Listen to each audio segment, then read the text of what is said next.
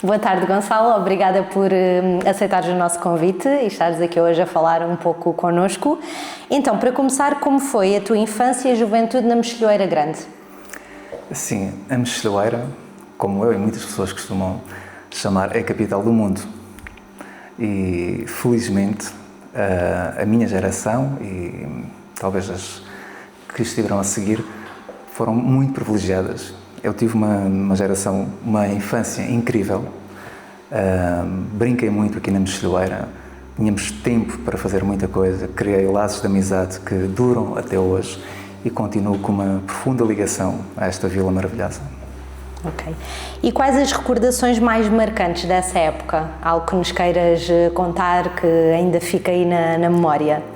Assim, são muitas, mas a escolher dentro destas que me marcaram mais, possivelmente com a minha família, é claro, a minha mãe, o meu pai, o meu irmão, que foram a minha base, e os meus amigos, que passávamos tardes, fins de semana juntos, aqui na Mexilhoeira, sobretudo no Adro de Igreja, que era onde passávamos tardes e as noites. O ponto de encontro. Exatamente. Ok. E como é que surge então a paixão pela música? É assim, a música... Eu não conheço ninguém que não goste de música, ponto. A música faz parte de todos nós. E à medida que fui crescendo, eu cresci sempre numa casa com muita música. E depois tinha também os meus primos do lado materno e lado paterno que ouviam muita música e, de certa forma, fui crescendo com esse gosto. Ouvir desde coisas mais pesadas, desde Pantera, Sepultura, até coisas mais tradicionais como Zeca Afonso, Sérgio Godinho e outras como AC/DC, Iron Maiden, mas fui sempre ficando com o gosto e a dada altura os meus pais ofereceram-me uma guitarra, na altura do Natal, salvo erro, eu devia ter 13 anos, e a partir daí foi amor à primeira vista e felizmente depois fui encontrando uma série de pessoas que me marcaram bastante nesse sentido, mas tudo começou um pouco por aí. O ambiente familiar, a exposição à música fez com que esse bichinho crescesse dentro de mim e me levou até onde estou agora. Ok. E em que altura decidiste que o teu caminho profissional ia mesmo enverdar pela vertente musical? Eu não sei quando é que foi esse clique, mas assim, talvez voltando um pouco atrás, quando me ofereceram a guitarra, aqui na Mexilhoeira, sobretudo havia uma referência, que é o Renato Reis, que é um dos grandes amigos que tenho. Aprendi muito com ele e ainda aprendo. E felizmente ele teve a generosidade, a bondade e a paciência de me ensinar algumas coisas, e a mim e ao meu grupo de amigos. Eu lembro perfeitamente que um dia fomos 5 ou 6 bater à porta do Renato, por favor, ensina-nos a tocar guitarra. Ele achou um piadão a isso e ainda hoje, paulatinamente, vamos nos reunindo para marcar essa efeméride, mas foi um marco essencial e determinante para a minha vida, porque começou a passar alguns valores, sobretudo dentro do meio artístico, que é um meio difícil, mas é importante termos essa matriz axiológica, e foi-me dando a conhecer muita música. E isso foi um marco muito importante para mim, para os meus amigos, na altura. E a partir daí, depois, quando o Renato começou a dar aulas a este grupo no CIRM, que é um local que tenho no coração também, porque vivia lá coisas maravilhosas, quer como aluno, quer depois como professor, mais para a frente. O Renato, nessa altura, frequentava o conservatório e começou também a criar esse bicho dentro de mim, esse bichinho dentro de mim, de olha, tens que ir para o conservatório, tens que ir estudar música a sério, porque este é um caminho, e foi isso que eu fiz. Mas comecei já tarde no conservatório, ou seja, comecei a tocar guitarra com 13 anos, depois no conservatório fui com 15 anos e de certa forma foi correr contra o tempo, numa altura em que para estudar música tínhamos que pagar e muito, pagar muito. Okay. Há quanto tempo és professor e onde fizeste então a tua formação? Então, assim, comecei a dar aulas em Monchique, na Ludoteca, e foi através do Zé Reis. Na altura é um grande amigo do Zé Reis e foi uma pessoa também determinante para a minha vida. Foi meu professor também na Academia de Música e mais tarde colega de profissão e na universidade. Depois fomos tirar a licenciatura juntos. Mas foi o Zé Reis que me levou para Monchique. Comecei a dar aulas na Ludoteca, com uma mini orquestra de guitarras. E, posteriormente, quando terminei o quinto grau de guitarra, o professor Eudoro Grade era um dos jurados, gostou da prova que fiz e depois falou com o Zé Reis, que também pertence à Orquestra de Guitarras do Algarve, e fizeram um convite para abraçar o projeto da Orquestra Juvenil de Guitarras do Algarve. Então comecei a dar aulas em Messines e cumulativamente com Monchique e aos poucos abrimos o polo de guitarras em Barão de São João e mais tarde conseguimos abrir o polo da orquestra aqui na Mexilheira Grande. Foi algo muito importante aqui para a vila e na altura chegámos a ter perto de 40 alunos, não só da Mexilheira, mas também dos arredores. Vinham miúdos também de Portimão para ter aulas de guitarra, para um projeto muito bonito. E foi aí que tudo começou. Mais tarde senti necessidade de aprofundar os meus conhecimentos, fiz o exame de 8º grau como aluno externo no Conservatório Nacional e no ano seguinte candidatei-me para a Escola Superior de Música de Lisboa e a partir daí foi tudo muito mais intenso. Comecei a dar aulas também no Conservatório de Lagos, mas no polo de Lagoa e trabalhava e estudava ao mesmo tempo. Era uma vida bastante exigente porque tinha que estar a segunda-feira a dar aulas o dia inteiro e à noite para Lisboa e voltava quinta-feira à noite para conseguir dar aulas sexta o dia inteiro e sábado o dia inteiro. Eram dias muito preenchidos, sempre a estudar, a trabalhar. Mas guardo memórias muito bonitas dessa altura. Quem corre por gosto não cansa, não é? Quais os grandes desafios do ensino no geral e da música em particular na atualidade? Quais consideras? Essa é uma pergunta muito complexa, que não dá para falar aqui nesta... Resumidamente, só assim Então, assim, por partes. O ensino, no geral, acho que é de conhecimento de todos, nós estamos a viver um profundo processo de transformação. A escola, que tem sido alvo de muita reflexão durante muitas décadas, neste momento, e sobretudo após a pandemia, acho que tudo ficou muito mais rápido, muito mais intenso e estamos num período de muita transformação que não sei se irá para melhor ou não, mas nada vai ser igual ao que estava anteriormente. Cada vez mais o digital está presente, cada vez mais a inteligência artificial está presente. Pessoalmente, acho que são ferramentas muito úteis, mas nada poderá substituir o contacto humano. Olharmos olhos nos olhos, o sentir a outra pessoa, porque cada ser humano é único, é irrepetível e um professor vai sempre marcar a diferença. Agora, estamos num período de muita transformação, em que é necessário adaptar uma escola que foi pensada no finais do século XIX por uma reconfiguração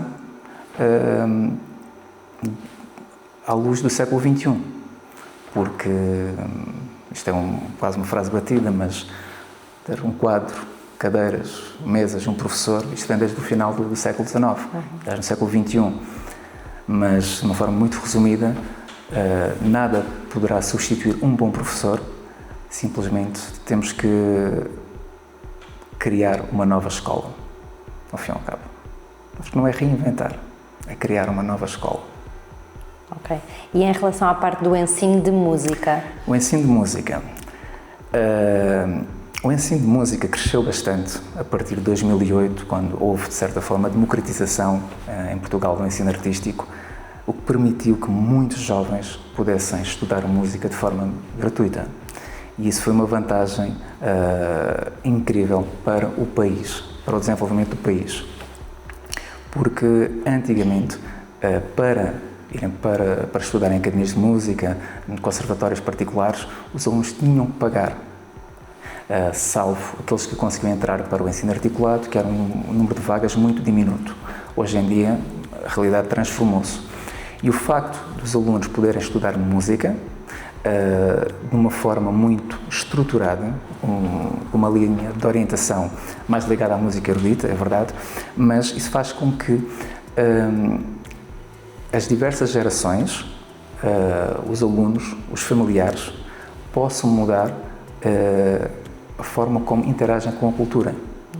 E isso vai fazer com que o meio onde essas pessoas estão inseridas possa, de certa forma, beneficiar em várias dimensões com essas dinâmicas. E isso vai fazer com que haja um efeito de dominó, que as pessoas vão começando a crescer culturalmente, intelectualmente, e o território ficará a ganhar. O que achas que diferencia a Mexilhoeira Grande para as crianças e jovens que cá vivem, hoje em dia? Sim, eu vivi na Mexilhoeira até aos 28 anos e depois mudei para Lagos, mas fiquei sempre com um sentimento muito forte pela Mexilhoeira. Tanto que eu tenho os meus filhos, dois deles, o mais novo ainda não, que estudam aqui na escola da Mexilhoeira. Portanto, eu considero a Mexilhoeira um sítio magnífico para se viver. As pessoas são muito genuínas e neste momento a vila tem uma série de valências e o trabalho que a Junta de Freguesia está a fazer, toda a equipa estão a ir ao encontro de algo que a população ansiava, ou seja, estão a construir uma Mexilhoeira muito bonita e acho que é um sítio fantástico para as famílias poderem se instalar. O Gonçalo foi um grande impulsionador do ensino de música na freguesia, começando com aulas no CIRM. Como descreve essa experiência? É assim, não sei se foi um grande impulsionador ou não. Uma coisa é certa, ninguém consegue fazer nada sozinho. Ponto. E eu tenho as minhas convicções e sempre acreditei muito que a Mexilhoeira era um local aberto e com muito potencial.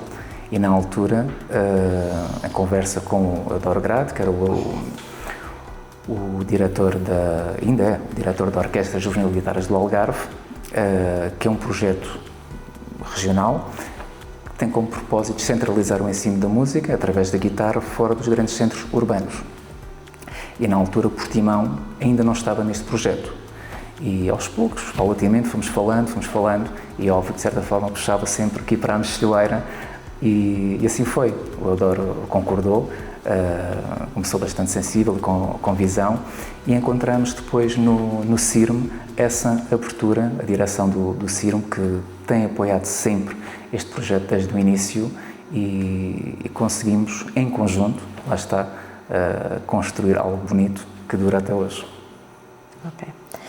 No entanto, não ficaste por aí, professor e membro da direção do agrupamento de escolas da Bemposta, sonhaste e impulsionaste a vinda do ensino especializado de música para as escolas José Sobral. A iniciativa que tem tido um extraordinário impacto para as nossas crianças e jovens. Foi um processo difícil? Tens noção deste impacto positivo que a aprendizagem de música tem tido para os jovens? Sim, e como disse anteriormente, lá está. Eu tive alguns anos com a atual direção enquanto assessor, era membro da direção enquanto assessor, sobretudo para a parte da música e do teatro, e em conjunto, neste caso com a subdiretora e com a diretora, aos poucos fomos falando, eu fui falando no potencial de termos um ensino artístico, nomeadamente a música e o teatro, na Mexilhoeira e em Alvor, e felizmente conseguimos reunir as condições, juntamente depois com a Câmara Municipal, na altura a Direção Regional, e conseguimos concertar todos os mecanismos para essa abertura. E efetivamente tem tido um grande impacto Não só temos alunos que gostam de música, estão a aprender um instrumento musical que é uma mais-valia para a formação dos meninos, mas sobretudo o impacto que irá ter talvez daqui por 20 ou 30 anos, porque neste momento estamos no início e as coisas levam tempo. Tudo o que está relacionado com a educação, com cultura, a transformação do pensamento, leva muito tempo.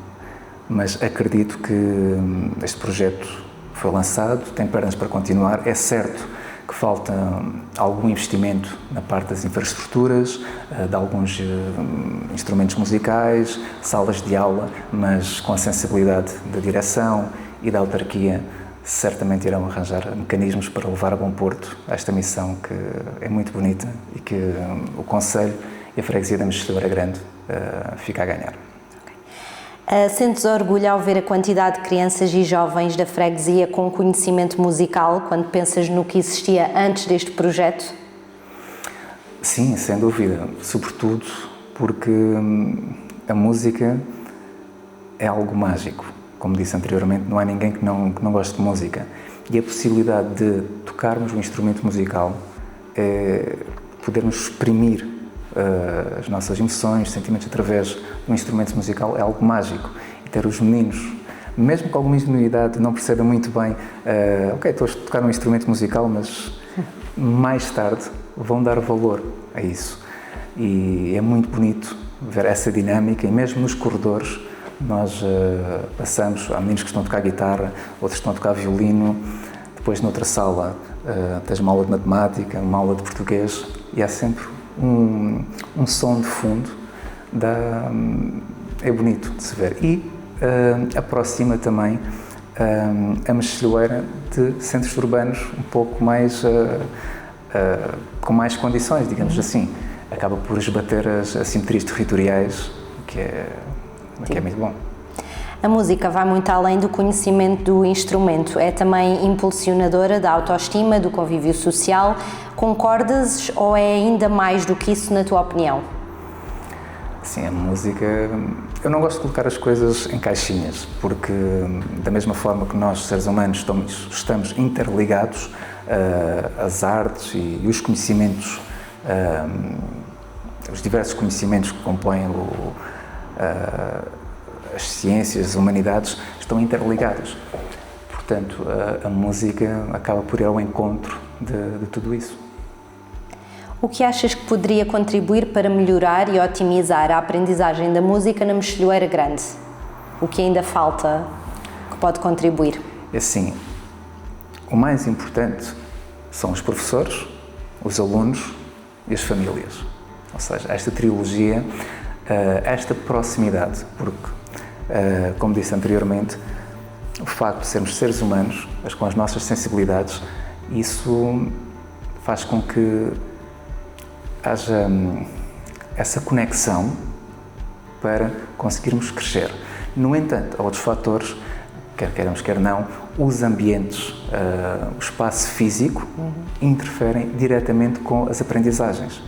Portanto, é necessário refletir sobre esses espaços físicos, o que é que nós podemos melhorar e pensando um pouco mais à frente, talvez num equipamento como um auditório, devidamente equipado, porque ter esse espaço faz com que os meninos, quer da música, quer do teatro, possam experienciar uma realidade mais profissional e também trazer músicos, peças de teatro, um pouco mais profissionais e certamente vão transformar também o pensamento e impulsionar para novas aprendizagens esses alunos, porque ninguém fica indiferente quando estamos perante uma grande performance, um grande concerto, uma peça de teatro, mexe sempre connosco e isso é um dos ganchos para novas aprendizagens, novas motivações.